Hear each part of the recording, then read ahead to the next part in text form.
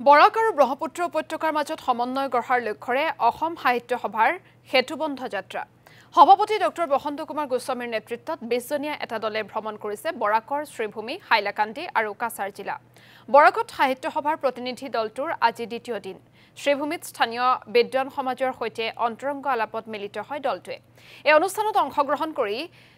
Silchar rail ষ্টেচনৰ নামৰ ভাষা শহীদ ষ্টেচন ৰখাৰ দাবী ডক্টৰ বসন্ত কুমাৰ গোস্বামী ইয়াৰ পিছতে আজি শিলচৰত বঙালী সাহিত্য সভাৰ সৈতে আলোচনাত মিলিত হয় দলটো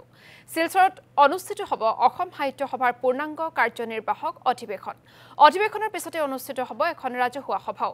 অধিৱেশনৰ বাবে গঠন কৰা হয় আদৰণি সমিতি মন্ত্ৰী কৃষ্ণেন্দু পালক সভাপতি কৌশিক ৰায়ক উপসভাপতি আৰু বিধায়ক দীপায়ন চক্ৰৱৰ্তীক সম্পাদক হিচাপে লৈ গঠন কৰা হৈছে আদৰণি সমিতি কাছাৰ হাইলাকান্দি আৰু শ্ৰীভূমি জিলাত ৫০টা অসম সাহিত্য সভাৰ শাখা গঠন কৰাৰ লগতে জিলা কেইখনৰ আৰক্ষী বিষয়া আৰু আৰক্ষী জোৱানসকলে গ্ৰহণ কৰিব আজীৱন সদস্য পদ অসম বিশ্ববিদ্যালয়ৰ চৌহদত হেমচন্দ্ৰ বৰুৱাৰ এটা প্ৰতিমূৰ্তি স্থাপনৰ বাবেও উপাচাৰ্যৰ সৈতে আলোচনা কৰিব অসম সাহিত্য সভাই অসম সাহিত্য সভাৰ যিটো উদ্দেশ্যৰ লক্ষ্য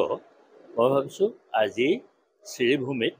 এই উদ্দেশ্যৰ লক্ষ্য সম্পূৰ্ণভাৱে সফল হৈছে বুলি মই অনুভৱ কৰিছোঁ আমি পৰস্পৰে